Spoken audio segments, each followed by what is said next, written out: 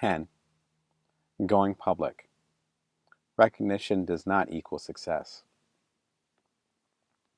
I'll never forget when my journalism law professor, the late Richard Swartzerlus, recommended I get E.B. White's The New Journalism. I was halfway through Northwestern's prestigious magazine publishing graduate program and realized I didn't want to publish magazines. I wanted to write. Go find The New Journalism, he said with a pat, and you'll see what's possible. Published in 1973, The New Journalism had excerpts from edgy nonfiction writers who incorporated fiction technique to unparalleled effect. Tom Wolfe, Joan Didion, and Gay Talese were among them and are still considered literary giants today. I slept with a book under my pillow. The most outrageous contributor was Hunter S. Thompson, the scoundrel who got in deep with the Hells Angels, revealed Southern racism at the Kentucky Derby, and truly exposed the dark side of Las Vegas. He consistently reported while being drunk and high and antisocial. He was also a master of words.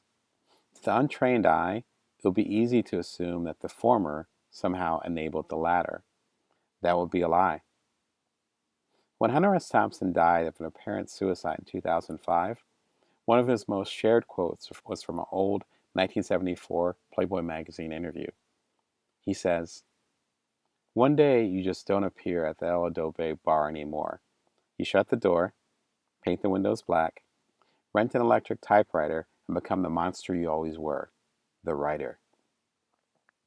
In other words, behind Thompson's drunken binges and crazy partying was sober work.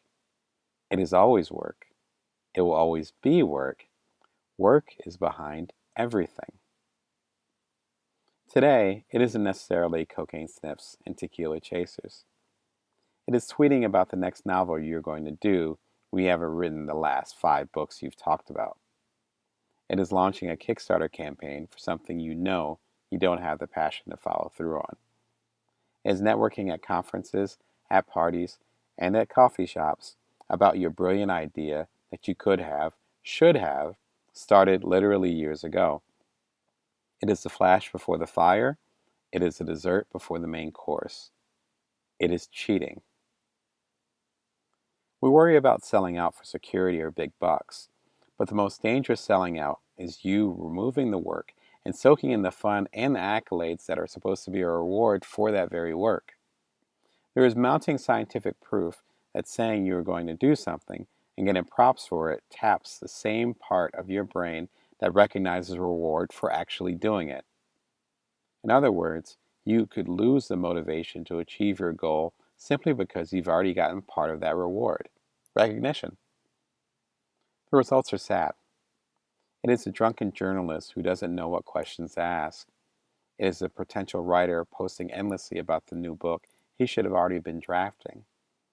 And it is the wannabe entrepreneur publicizing an app that they haven't even started developing.